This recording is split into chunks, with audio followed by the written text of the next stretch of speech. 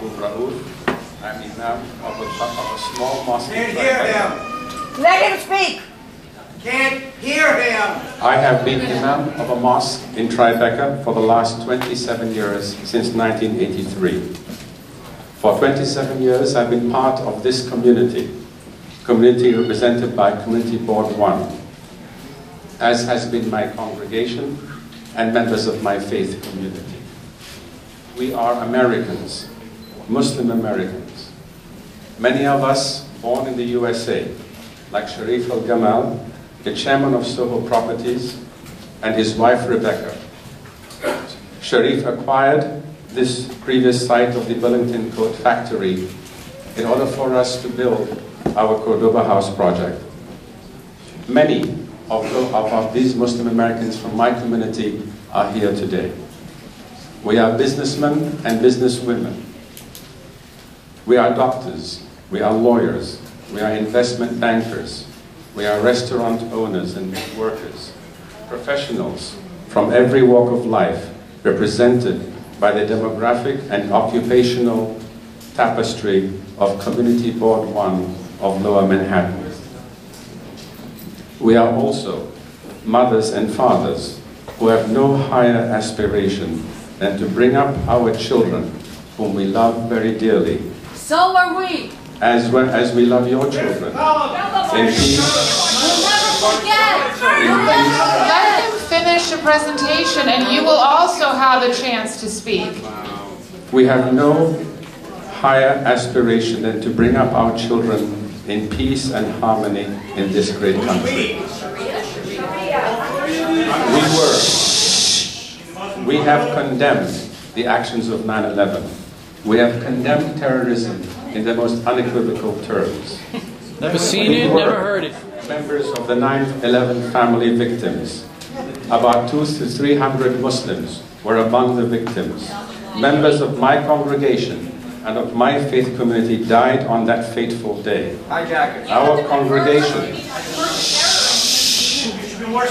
congregation was among the first responders to 9/11, and you'll hear from some of them today.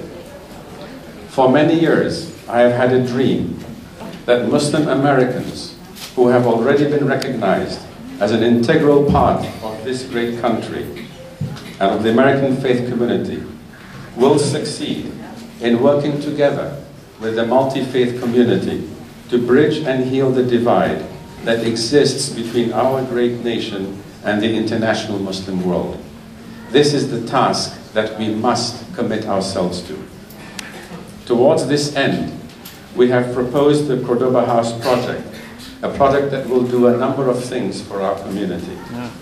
First, it will serve the needs of Community Board 1, the need for recreational space, for meeting rooms and educational facilities, for arts and cultural activities, and other such programmatic activities as recently articulated by our Community Board Chair, Julie Menon, and which we have shared with the Financial District Committee.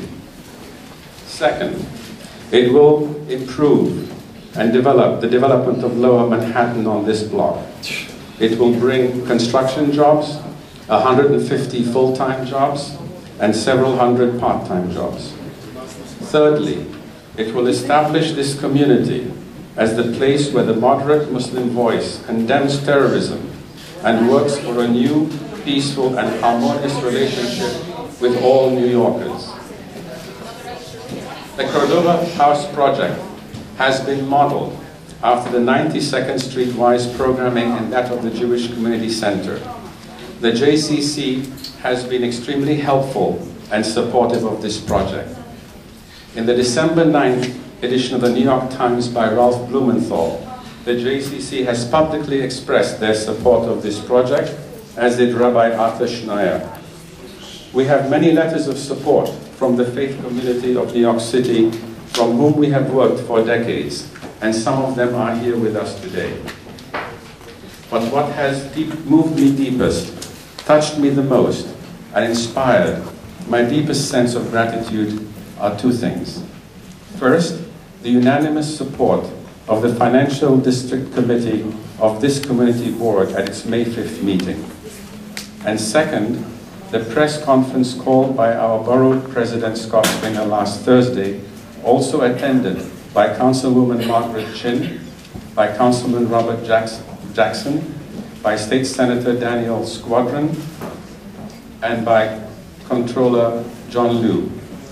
Then their unequivocal support for this project has been greatly appreciated by all those who believe in the fundamental American values of religious diversity and freedom for all.